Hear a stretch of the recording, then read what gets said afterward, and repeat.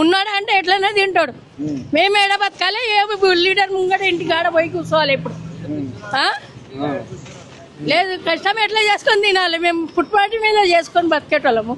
మేము ఎట్లా బతకాలి చూపెట్టమన్నా. కనీసం చెప్పలేదు, ఏం చెప్పలేదు. ఇక పర్మిషన్ కూడా ఉంది, పర్మిషన్ ఉంది, కరెంట్ ఉంది నా దగ్గర, కరెంట్ ది కూడా పర్మిషన్ ఉంది, అన్ని ఉన్నాయి. తీసేయండి అమ్మ అంటే తీసేస్తాం.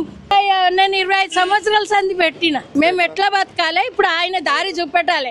ఏ లీడర్ వస్తాడో, ఏ బడక వస్తాడో మేము కూడా చూస్తాం. ఇప్పుడు అది ఒక బస్ కలిపి ఫ్రీ చేసి ఆడవాళ్ళకి అందరికి బర్బాద్ చేసేసిండు, చెడు పేరు తెచ్చేసిండు.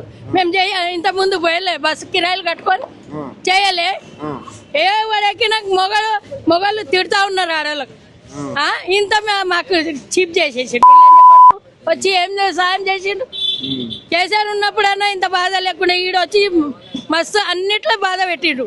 ఏం మార్పు చేసిండు వీళ్ళని వచ్చి మమ్మల్ని.